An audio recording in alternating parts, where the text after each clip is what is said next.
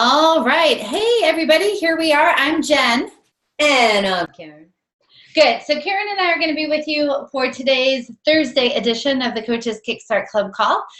We're excited to be with you. Thanks for ebbing and flowing with our time changes, and I'm glad that you found your place here. Today's going to be a super fun one because we have all Q&A all the time. So couple of different ways to be able to interact with us. We have, obviously, you can type in a message, right? So you can, like that. You can type in through chat. Where you can send it to all panelists or all panelists and attendees. All panelists just comes to Karen and I. So you can say, hi, how you doing? Your hair looks great. Jen, why is your background so boring? Where Karen's is so exciting, right, Karen? Yeah, I got a lot of stuff going on. I know. I have nothing. Yeah, well, that's because you cleaned. I did. This is a whiteboard. So this whole wall is all whiteboard, and you can kind of see, right? So it goes pretty far away. And that's where all our ideas happen. So that's why I have a boring background, and Karen has no whiteboard itch going. No. Okay, so good. We still have people calling in, coming in, joining us on this call. You can send us Q&A. You can send us through chat. You can also raise your hand. One of the things to realize, if you raise your hand, then we get to hear you, and it may flip you to audio, but you just hit the don't show camera and you will come up generic. So on that note, today, what we want to talk about is all Q&A. This can be about coaching. It can be about your business. It could be about skill development. You get to ask Jen and Karen almost anything. Well, actually, you get to ask anything that you want. We get to decide what we want to answer. Right, Karen? That's exactly it, Barley. Good. I did post in the Facebook group that I had some questions that have already come in. So I want you guys to think about, what are you dying to know? And you can ask the questions through chat, through Q&A, or by also raising your hand. So Kara, should I give us our first questions that we have on tap to get people in the mojo of Q&A? Yeah. Yeah? Yeah. Okay. All right. So a lot of questions were around the business part of coaching and what does that really mean. And so, so we're going to divide it out. So Caroline wrote in and she said, how did you start getting clients when you first started out with coaching? So what was the approach of doing that? And it's interesting because Karen and I come from different backgrounds. We both got into coaching through different avenues. And we also have different techniques of how we got to where we are today, which is actually working more and more together. So Karen, do you want to start with that? Sure. So what I started doing, I believed in the concept of, actually, let me back up. I didn't believe in the concept of basically saying, hey, you have to find a niche. I believed that your niche would find you. And when I really started out, it was more about figuring out what was the low-hanging fruit. Where did I have the most contacts? And for me, the cool thing was that back then I had just retired from the law enforcement world. And I was the president of this organization called New Jersey Women in Law Enforcement. And the beautiful thing about that was that I had 500 women who were cops in New Jersey who all wanted to, well, for the most part, they wanted a community, but they also, a lot of them wanted to climb up that law enforcement ladder. So what I did was I sent out a mass email to these 500 women, and I basically said, hey, help me help you. And I mean, I've been a leadership junkie since way back when.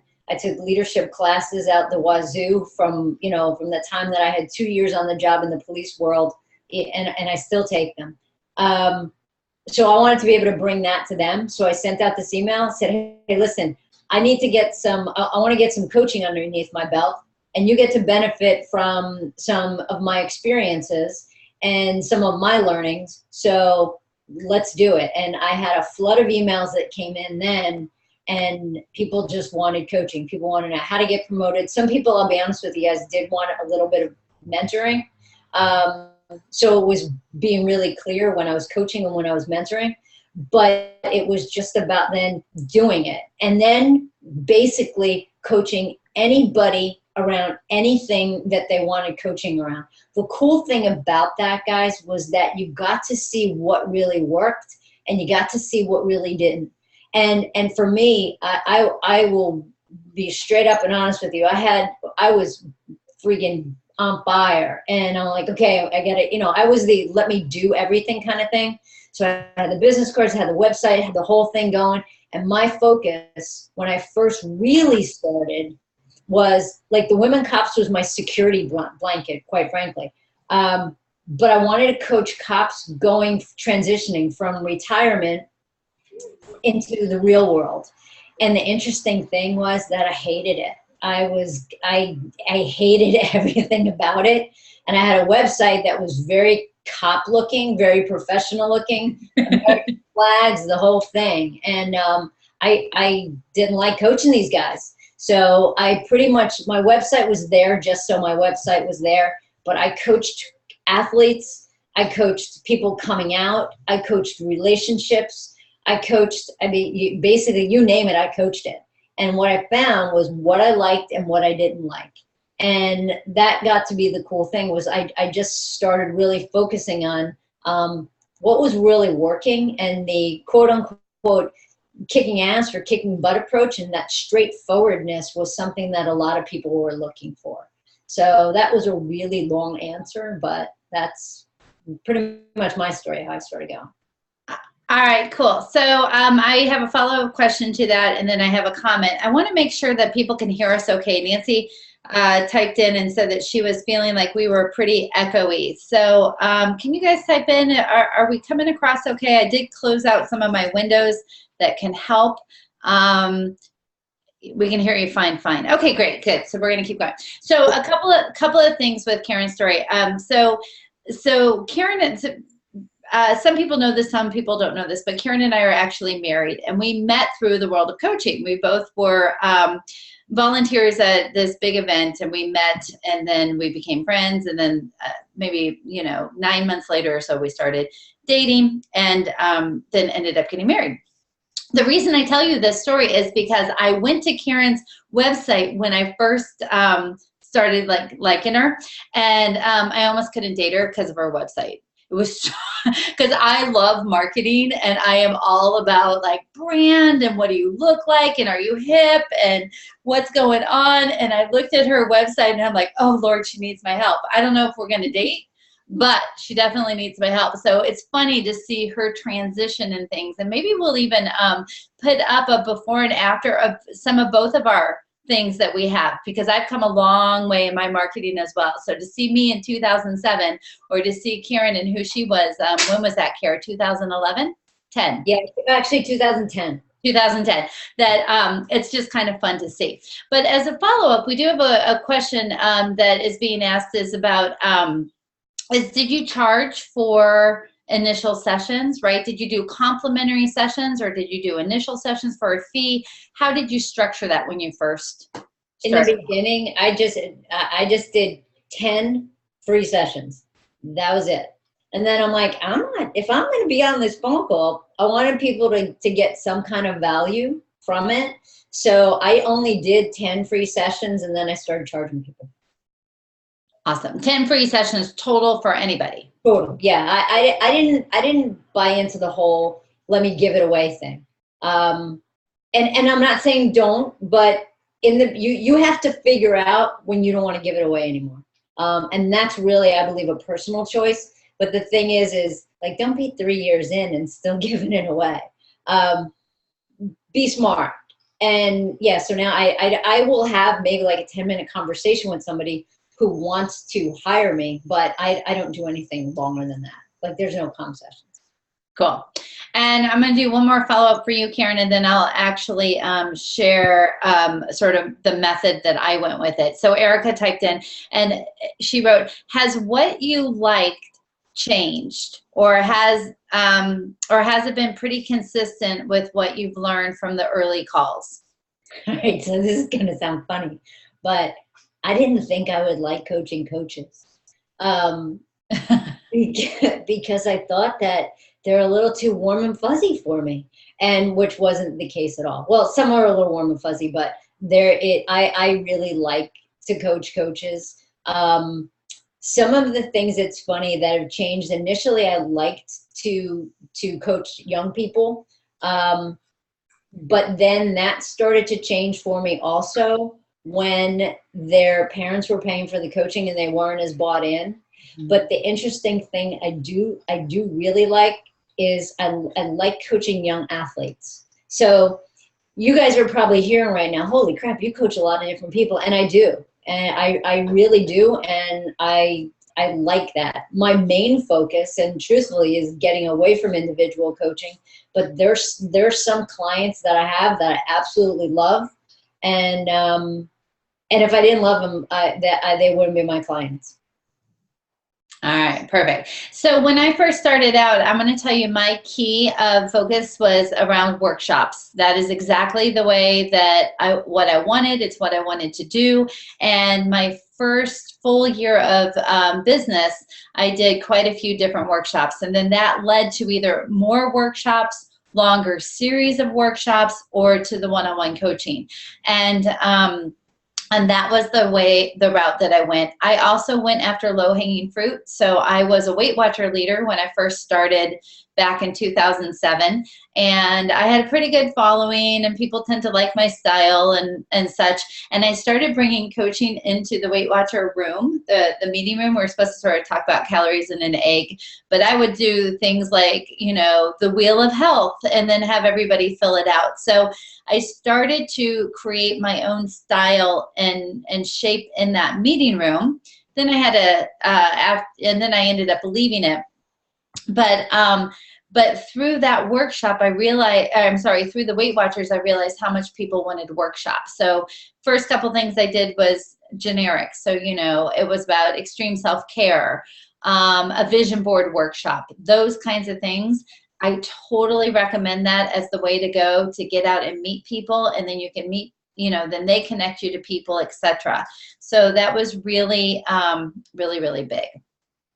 So let's move to a different topic, because I want to keep it a balance of business and other things as well. I'm also going to share with you, I got asked about, when did you make it, right? And I asked Amy, who wrote that in, and said, what do you mean by make it? What does that mean to you? And she had different criteria.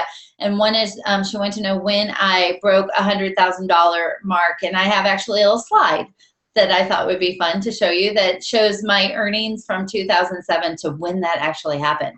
So that's my teaser to have you guys stay on the call. So let's see, Carrie. This came in from Rena, and it says, hi, coaching family members, yay or nay? So Karen, why don't you take that one? So here's the deal with that one. Formally, nay. Informally, yay. So what I mean by that is I will ask coaching questions all day long to my nieces and my nephews.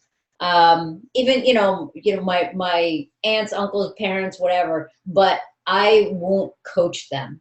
I will push them, I will ask them things, but we don't have formal coaching relationships. I'm close to it, and I'm not saying that I couldn't do it, but I feel like I care about them so much. I am so much about love and connection, and I adore the heck out of my family. It's just not something. I mean, I want to see all of them be successful, and it doesn't matter, what in whatever area they're working on. But I will have coaching conversations all day long, but not formal coaching relationships. I do, on the other hand, though, I do have some formal coaching relationships with some friends. But it's really set up the right way right from the beginning. When we're coaching, and when we're playing golf, we're playing golf. And, when we're out drinking beers, we're out drinking beers. So it's about making sure that those boundaries are set up the right way. Awesome. Okay, another great question here coming in from Brenda. It says, do you have any thoughts on how coaches should take care of themselves? For example, releasing any negative energy from an intense session. So yes, I can definitely. So, you know, that's going to happen whether you have one-on-one sessions, or that's going to happen sometimes in group sessions. And we had one of those this week, right? It was a shit show. And I don't even know how else to say it, right? Just a lot of negative energy and a lot of blame and a lot of, and it was our first meeting with these people and trying to rein them in and the whole thing. It was fascinating. It was interesting, but it was intense. And it's just day one of a 6-month program. So I really see lots of hopes and possibilities and all of that great stuff. But I got to tell you, it stuck with me. And so, because normally things go pretty smooth and I can balance things out. But what happened was I went in my head and I'm going to tell you what kept the energy alive for me. 2 things. One is, first and foremost, I kept thinking about it. And I talked to Karen, oh my God, so when this happened, what were you thinking and what should we do and how do we, and can you believe this? And so I kept that energy alive, was one thing. The second thing was I felt an immediate need to fix the situation. I'm like, we got to fix it. We're going to work with them for 6 months and this is what we need to do. And we got to get in there. And the need to fix it had me hold on to the negativity. And I can see Karen and you guys can't. And she is cracking up. You're cracking up right now, right, Karen? Yeah. How come? It's true. Just watching you the whole time is interesting as watching them. It was, the dynamics was amazing. Because I knew Jen's like, how do we fix it? How do we fix it? How do we fix it? And I didn't care how we fixed it. Right. Because there was nothing in my head that we had to fix. We're just there to poke people in the beginning. Exactly. No, I mean, if you want to be able to do a shock and awe, that was definitely the meeting to do it. But what I had to realize is what kept me in the energy, right? So it was replaying it and the desire to fix it. And Karen kept saying, we don't have to fix it. So I go to not my circus, not my monkeys, and we're not there to fix it. We're there to offer a service. We're there to coach. We're there to help. We're there to get them out of their own way. And that's what our job is. So one is about how are we taking that on? Now, another thing I do is actually, if it's something really intense, I go move my body. I take a walk, I go for a run, I do some, videos, whatever. We have all different kinds of options. And I really just have to shake it out of my system. And for me, that works really, really well. Any other tips you have, Kara? I think too is a big part is, what are you taking personally? And ask yourself, what are you taking personally? I think I'm a firm believer in asking yourself questions. So what's really going on in your head right now that you're actually even hanging on to this energy? Like, what are the thoughts? What are you thinking? And big time, ladies and gentlemen, it's, and I don't know how many people on this call have heard me talk about the MSU concept, but I believe that we all have master's degrees from MSU. We make shit up all day long, and the stuff that we're making up isn't helping us. So this is about going back to the Joe Friday days of Dragnet and what are the facts, what's really real, and asking yourself that, what's really real and what am I making up? Because 99 out of 100 times there's nothing that's really real, and it's just thoughts that you have in your head that you've created that you're freaking out about. So, right, Jen, it's the amygdala. I'm freaking out. I love it. All right, cool. Let's see. We have a couple other things. Kate would like to know, how do you define performance coaching and how does it differ from life coaching? Are you talking to me? I am talking to you. I get it. The interesting thing, guys, is you can define anything any way you want to define them. And the thing is making sure, like, what audience are you looking for? So, and being really clear, do you want to call yourself a performance coach? Do you want to call yourself a leadership performance coach? Do you want to call yourself an executive performance coach? Because sometimes what happens, if it's just performance, people are like, oh my gosh, I am on a performance improvement plan right now. So it's being really clear about what performance means. And I'll be honest with you, Kate, I don't have one definition for it. My thing is really about how we kicking things up to be that executive / leadership performance coach, because I don't want it just as a performance kind of thing. Excellent. And probably some of the things I think is safe to say is that the difference is, you know, with life coaching, you're going to get more of, you know, family dynamics, communications, balance, how to do things with your kids, you know, what are your goals, things like that. Performance coaching, while it may touch on those because it intersects with their performance at work, it's going to be about really strong upping their game to be able to, you know, just really excel at what they do in the work environment. So it touches on life because how could it not? However, it's really focused on being the best leader that you can be. Yeah, big time. Okay. Okay, so a couple other things. Let's see. Chris, this is great. It says, hello, ladies. I have to take this off. Great to see you. I want to create a 12-week program called Outsmart Your Inner Critic. I know that it's important to follow the client's agenda, but when we create a 12-week program, isn't it our agenda? So a little bit of both. But I'm going to talk about how that is. So if you're doing one-on-one work and you have a 12-week program and it's around a certain topic and you are doing it with a series of different steps of exploration, right? So let's even deconstruct the inner critic. So if you're doing a 12-week program, in theory, what you have is one is what is the inner critic, and 2, how is it showing up in your life, and 3, what message is it really trying to tell you, and 4, what's it holding you back from, and then 5, how do you overcome it, right? So in theory, that's the step for processing an inner critic.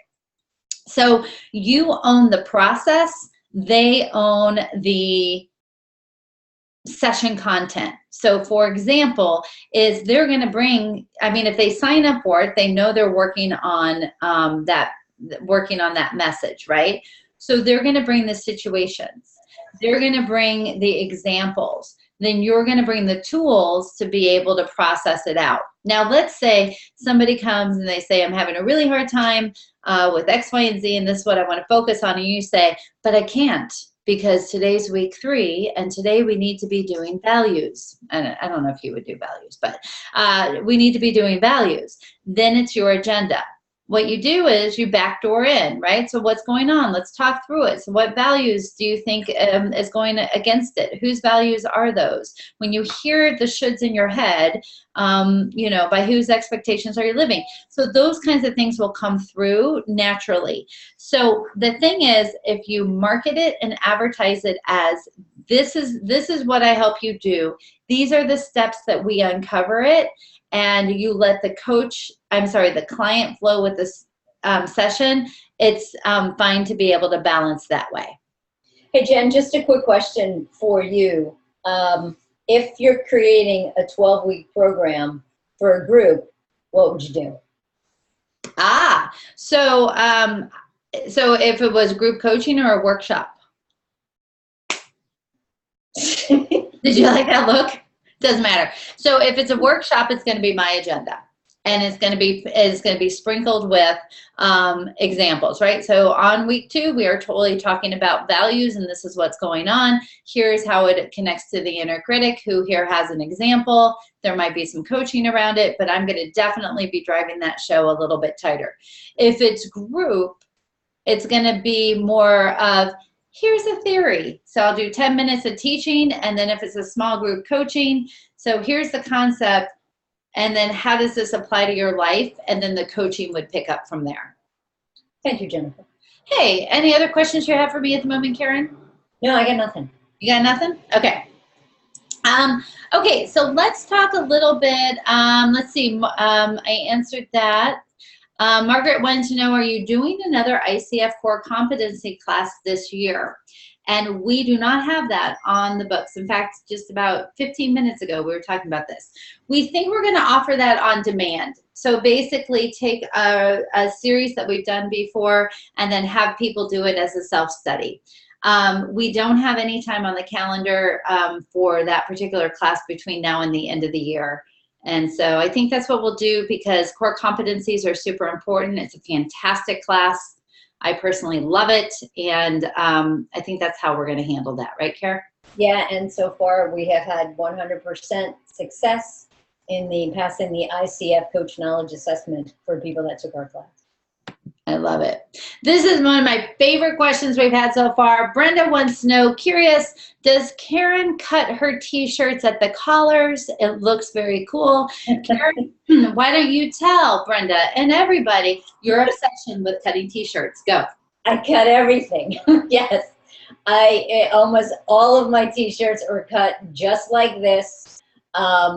Yeah, so I hate V-necks because I think they look goofy on me, but I don't like the high upness of the collars. But yeah, all of my t-shirts are cut at the neck. Lots and lots of them are cut at the sleeves. This one isn't, because this is a little bit nicer t-shirt. And a lot of them are cut at the bottom. So yeah, I am a little bit obsessed with cutting shirts. And that's one of the first things when we're doing all these runs. On the weekends, I'll come home and one of the first things I do is I cut my shirts. I'll be like, hey, Jen, you want this one cut up or no? I personally am a little more selective about what I cut and what I don't cut. And so I have brought cutting t-shirts into my life, but not all the time. Right? Yes. Great question. All right, so let's talk a little bit about money, money, money. So that's always a key question that we get from many coaches is, how long does it take for you to get to different people, different requirements, sustainable living, where you could quit a part-time job, when you break 100K, all that kind of stuff. And I'm pretty open about different things and earnings and things throughout the years, and I have no problem with that. Now, I started coaching in 2007, and I did not let go of having a part-time gig as partial income till 2009.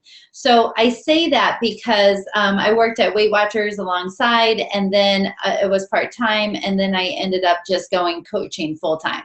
So I'm excited to say I even have a little chart, Karen, because it's basically I really want to take advantage of the Zoom technology. And one way to do it is to be able to look high tech and high fashion. So on that note, here's a little chart that shows a look at my personal business numbers and when things happen. So 2007 is when I first started coaching school, and that was in October of 2007. And I did a few things here and there. I did have clients while I was a student. I also lump some things into these figures, and I'll explain it. But I made $2,500 bucks. 2008, I went up to 31,000 and change. 2009, you can see it's 61,000. 2010 was 84 plus, and 2011 is when I crossed over that threshold that many people look for, which is the over 100K figure. Let me explain a few things that are a part of this, right? So when I first started having my business, I will tell you, I looked for all possible ways to earn money and basically create community and create connection. So I did a lot of workshops in the early days. I also did things that supported personal growth that maybe wasn't coaching. So for example, in 2008, my guess is 2009 as well, I really liked kayaking, and I made a deal with somebody that if I could get a group of people to go kayaking, then I would make money and get to go for free. So it was a win-win. It's when I lived out in California, all of that. And I organized kayaking groups, right? So I get 20 people to go kayaking. I'd make some money off of it. I get to go for free, and it would push people outside their comfort zone. So to try something new, because we go in the Pacific Ocean. So a couple things happened with that, right? So although that wasn't coaching, it was stretching people out of their comfort zone, building trust in the things Jenn Barley does is a lot of fun, and it also helped me make money. So there's some interesting things in this figure.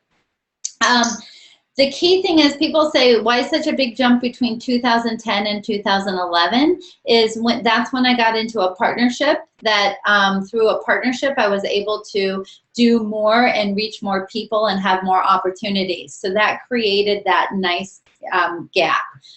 I let go of the kayaking early on and some other stuff that I did early on. But I'm going to say this is a combination of one-on-one coaching, combination of teaching or running classes, and a combination of some partnership work that I did. All of this, for the most part, was more targeted towards life coaching versus leadership coaching. So in that vein. So I just wanted to share with you guys, that's how it worked out for me. And I know it's different for everybody. The other thing to realize is I practically gave my services away. Like 2007, I charged like, it was ridiculous. Like I shouldn't even tell you, but I will, because we all do stuff. It was, I think it was $100 or $125 for 4-hour sessions. And I would drive to your house, right? So realize that different people start at different places, and then I started increasing my rates and going to where I am. So I just wanted to share that, Kara, because I think it's interesting for coaches to be able to see how that is. I'm going to flip back to stopping that, coming back to us. That's a little bit about me. Kara, anything that you want to share? Because I know you did not prepare a slide. I did not prepare a slide. Probably even know your numbers. I was going to say, I don't even know how much money I made last year, Jen. I know. So go. So just anything you want to add. So the thing for me, guys, was a little bit different. In the beginning, for me, coaching was just going to be a hobby. It wasn't going to be something that I was going to immerse myself in full time. It was going to be stuff. It was for golf money, because I was golfing about 100 rounds a year back then. And so I wasn't insanely serious. I mean, I wanted to do something to be professional, and I wanted it just to be part-time. Because I retired, I was really fortunate, and I had a lot of things that I was doing. I had a lot of part-time things. I was doing coaching part-time. I was working for the New Jersey State Chiefs Association part-time. I was working for a cop-to-cop helpline part-time. I was working for the Civil Service Department part-time as a subject matter expert. So I had a lot of different things that were going on. But people kept wanting coaching, and then I got involved in teaching it, and people wanted more coaching. And then through that, I would say probably 2012 is when I really I let all the other stuff go, because I'm like, hey, I can make some serious coin here. And I let the Chiefs Association go, let Civil Service go. I held on to cop for a bit, but then eventually I actually let that go too, because I was supplementing the income through all the other coaching. But as far as numbers, I have no idea. Absolutely no idea.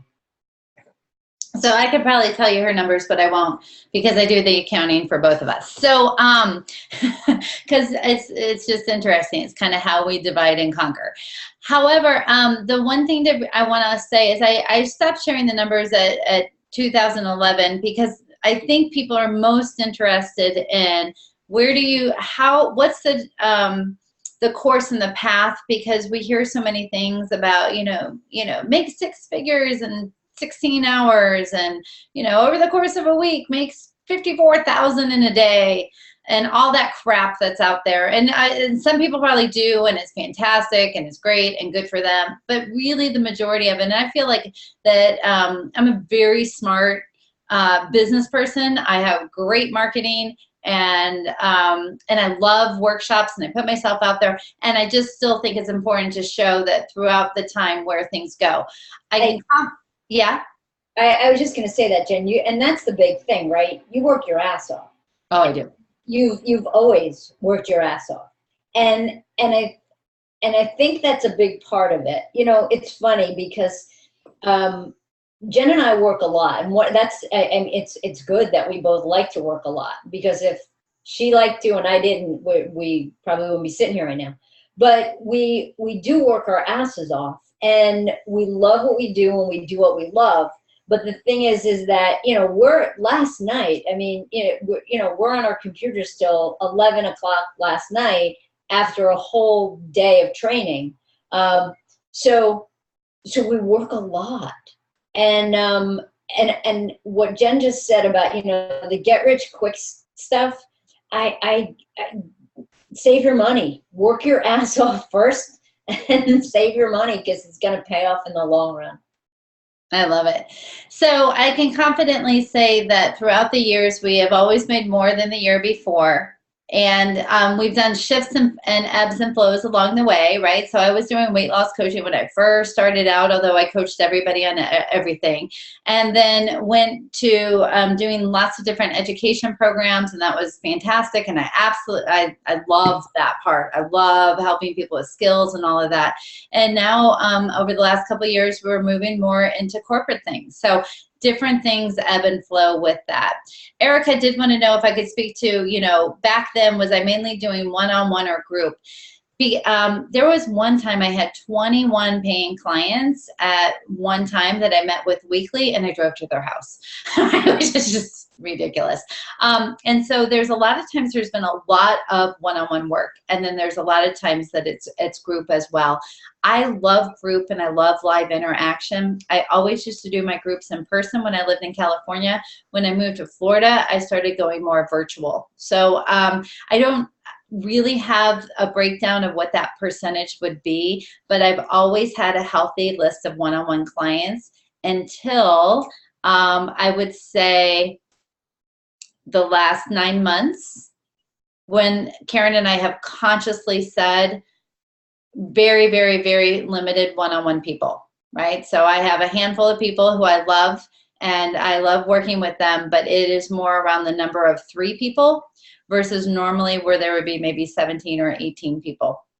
And even with our business, we need the time because of the scope of work that we're doing and the coaching that we're continuing to move into. And so, as some of you know, we've even hired people to be a part of our coaching team to take on the one-on-one work. Okay, so I didn't know if Kara was going to say something. Okay, so Jay wants to know, was your marketing strategy initially, no, what was it initially and what's different today? A lot of it's been, I would say, there's a few things. The marketing strategy for me was constant connection with people, who was low-hanging fruit through workshops, and I wrote weekly newsletters, offered great value, and really focused on my internal community. Where I lived, working with gyms, and you know, they had different organizations in my town of Santa Cruz that I would be a part of, that I would go and network at, that I would try to do things. The biggest shift is I do nothing local now. So while I will go into corporations that may be local or have to fly to, I do very, very little at the local level. I will still say the theme is the same, and it's all about relationships, right? So our number one asset to our business is our relationships with people. So for example, I've been doing these Coaches KickStart Club calls now for over 5 years. And Karen's joined in with me over the last couple of years. And people are like, why do you do that call? It's because I want a relationship with you guys. I want to talk about these concepts. I want to, you know, I want to grow as a coach, and I want to grow as just somebody who's passionate about this. And through this, I'm nurturing our relationships. And Karen, as she explained with her Chiefs Association and different women in law enforcement, that's really where your connections actually can help you out the most. You know, Jenna, and one of the other things too, and it's great that you just brought up about, you know, why do we do these calls? You know what, we want to help people. We really want people to be successful, and I'll be straight. And I think the thing is, you guys know that you're going to get the straightforward, no bullshit answers from us. And we'll tell you that. We'll tell you about the bumps. We'll tell you about the bruises. We'll tell you about what worked. We'll tell you about what didn't work. Because we really believe that, like I said, you got to work to be successful. But we want to help you get there. Wherever that there is for you, we want to be that resource for you. because we do love the connections. So I would say our philosophy remains the same. Our marketing along the way has changed to who that audience actually is. So I love this question from Erica. How about session length that you offer for one-on-one? Has that changed? So, oh my God, yeah. So when I first started out, I'd drive to your house and we would have an hour session, which for Jenn Barley means about an hour and 10, hour and 15 and such. Then I got it to 50 minutes, and then I got it to 45 minutes. I really try my best to be at a 40-minute session. Karen, on the other hand, has amazing efficiency. So, Kara, why don't you talk about your session length and how you do it? So in the beginning, I did an hour, and then they went down to 45-minute sessions, and now they're 30 minutes. There's a couple of people sometimes that if we're working on a little bit more strategy, some things might pop up. We might do 40 minutes here and there, but that is not the norm. You know, some of the corporate people that I work with, but 30 minutes, it's just like get in, get shit done, and let's get out. And people, I've found that that people like that. People are busy. People are really busy. And it's about, let's stay on track, let's get focused, and let's just make things happen, and let's go. Let's go implement. Like today, I was having a conversation with a gentleman, and this morning, and it was just like, you know, 30 minutes in, and we actually had a little bit more time scheduled because we were talking about some other stuff. And I basically said, so is this a good place to stop? And he was like, yep, I got a lot of things to do. Fabulous, good, catch you in 2 weeks. That's it. It's just about making, if you don't stick with your boundaries, your clients won't either. And I think that that's really important. Time, and truthfully too, time is one of my things. I hate being late. I hate when people are late, and that's just, I respect people's time. And it's just like, great, if we say we're going to do it for this long, do what you said you're going to do, how you said you're going to do it, when you said you're going to do it. So the other thing I want to say, because you also have an amazing ability, and I think that we both do, but you know, we're talking about you and your 30-minute focus, is to be able to get to the thing behind the thing. Mm-hmm. So you don't need story, you don't need details. Karen doesn't, and I don't need all of the extra stuff to be able to say, I can, you know, this, to get to the perspective that needs to shift in a very efficient manner. And that's come through the mastery of skills and developments and theories and principles. So there's that part of it as well, that I just use way more words than Karen does. Right, Karen? Very true, Jen. All right, good. We have some other great questions here. Cynthia says, the term life coaching seems overused. What would be some other options to use? A life strategist? So, Kara, what are your thoughts about the term life coach? I think that it's got to fit right, and it's got to feel right for you. What are you focused on? You know, do you want to be a spirituality coach? I like the strategist. I actually do like the performance, you know, a life performance coach. Whatever it is, it's got to roll off your tongue, and it's got to feel right, or you won't say it. I think that's really important. And I'll be honest, guys, it didn't feel great for me. I'm a leadership coach. I'm a leadership coach because I in my head was just like, it's a little warm and fuzzy for the whole life coach thing. So remember, you want to speak the language that your clients are going to understand. So that's a big part of it. Making sure that the people that you're going to connect with, what is it that they're going to get? How are they going to make that connection with you? Cool. I was just going to say something. Okay, let's see. Another question that is coming through here is, so what has surprised you the most? Love that question, right? Because I got to tell you, I get surprised all the time. So I think what surprised me the most is a whole bunch of things. One is the amazing, that's her phone, the amazing opportunities that life has to offer, right? I feel that coaching is becoming more mainstream. I feel that, especially from when I first started, that people are open, they want personal development, they want more fulfillment, and because of that desire, whether it's in a corporation or from an individual, what surprises me is the amazing opportunities to be able to go help people live better lives. So I'm surprised by how much fun I'm having. I always have fun though, but I'm just having a blast with it. So Karen mentioned we worked a lot, but we love what we do. I'm surprised at the impact that we're able to make in a very short period of time. And I'm also going to say that I am surprised at things like Karen and I just went and did a leadership training, got hired for a gig in Kuwait.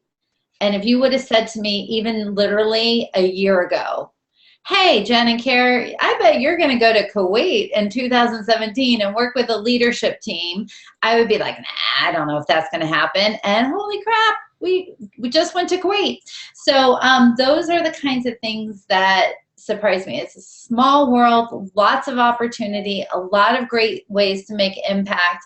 And it's amazing in the various ways that we've been able to do that. What would you say surprises you, Karen? That, and it's I don't know if I'm insanely surprised by it, but how much fun we have all the time. And I'm not saying, like I said, that we're not working, but we really have a lot of fun.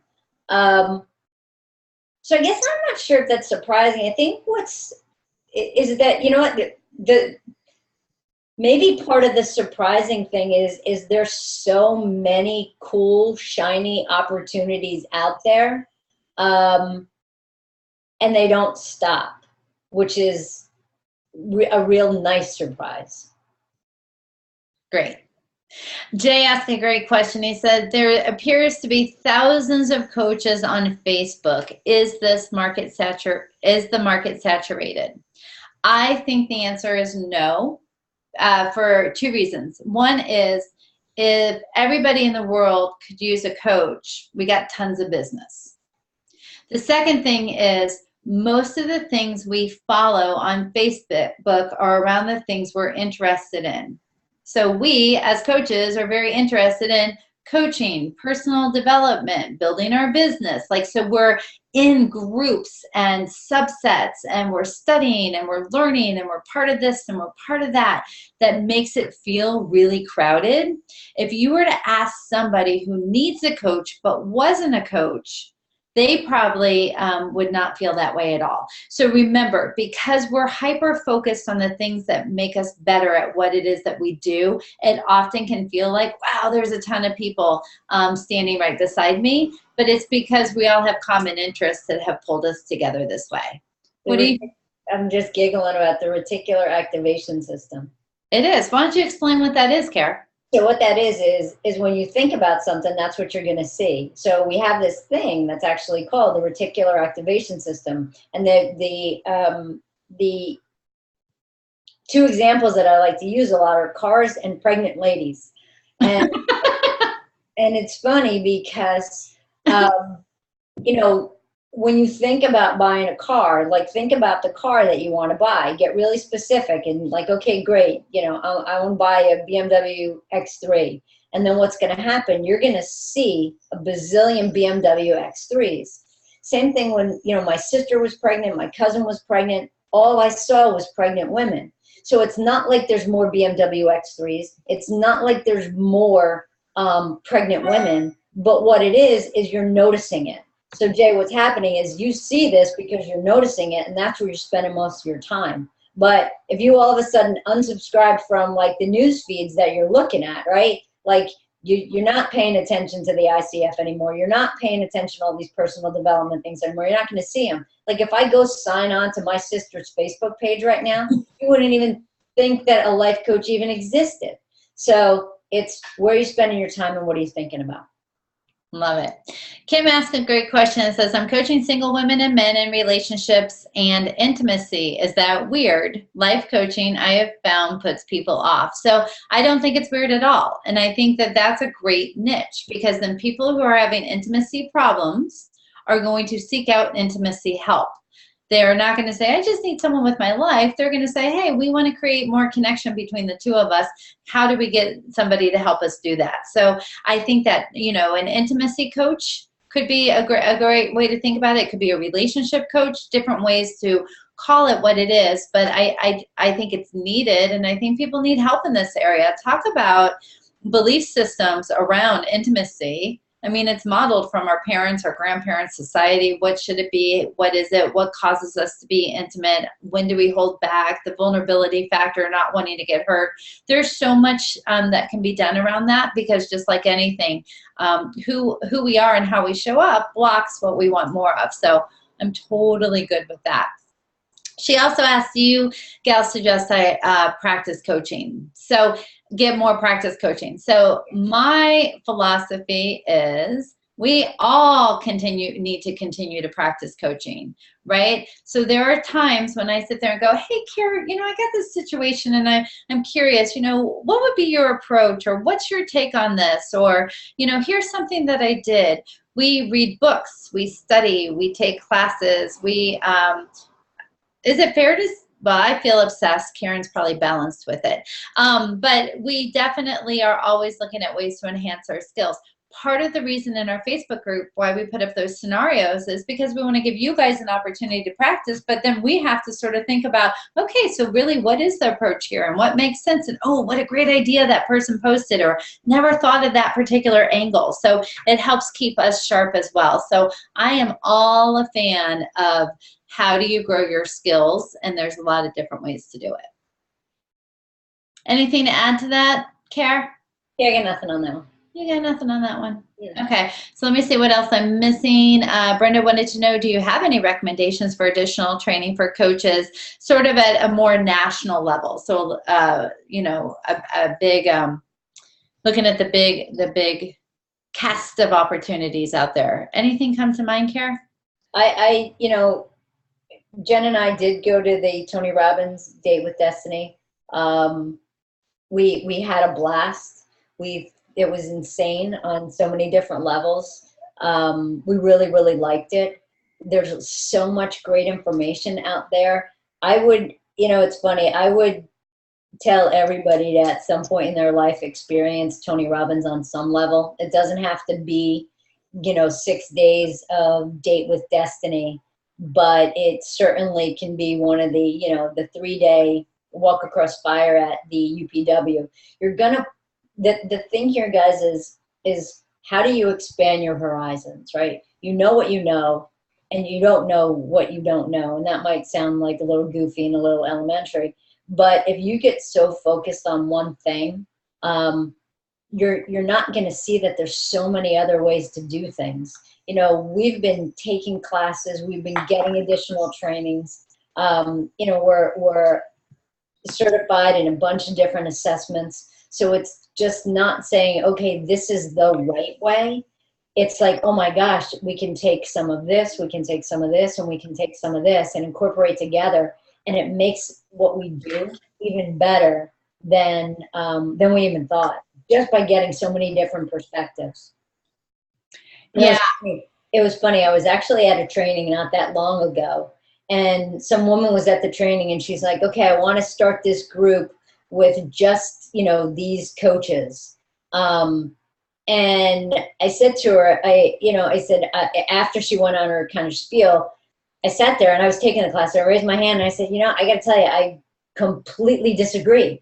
And I think that you guys should pull in so many more people from so many different areas with so many different backgrounds, because if you get that mentality of, okay, great, we all think this way, well then, hello, you're only going to see the same thing. So get people that can point out your blind spots. And don't, you know, don't be with people that just do all the same stuff that you do and agree with all the same things that you agree with. Shake it up a little bit. Yeah, I'm going to agree with that. I think that there's two things I want to just highlight here before we do a wrap. And one is that my coaching grew tremendously when I went outside my formal methodology of learning to see a different perspective. So I'll say that. Two is that in our Facebook group, we really try to cater to people with all kinds of backgrounds, not just one particular school of thought. So what I'm going to throw out there to you guys, since most of you are part of that Facebook group, if you're not, send me an email, I'll get you dialed in, hooked up, all that good stuff. However, the thing is that I notice that people use a lot of lingo and slang that is only to their school methodology. So my commitment is to get people to start explaining what they mean, right? So for example, if somebody was to say, well, I would let the client know that they are naturally creative, perfect, and whole. And I may have that a little wrong, but I'm going to say, what does that mean and how does that apply to this situation? Or if somebody else says something like, well, I would just have them look at all their L5 and see what we could do. I'm going to say, what does L5 mean? Because one of the things is to be a better coach, no matter if it's your own terminology, is how do you explain it to everyday people? How do you get behind the label of it to really understand what it is that it means? And then how can the entire Facebook group continue to learn from everybody's combined learning?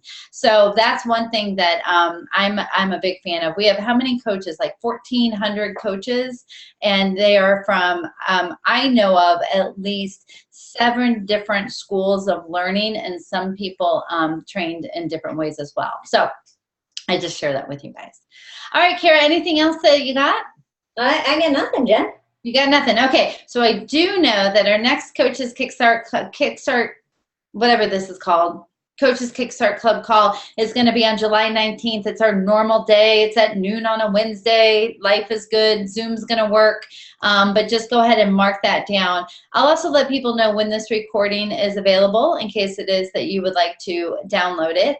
And we just want to say that we appreciate you guys and the relationship that we have to continue to create amazing coaches in this world and keep impacting things. So, Kara, anything else you want to add? Or thanks for being here. And again, shoot us questions, ask them on the Facebook group, and we'll be more than happy to answer them.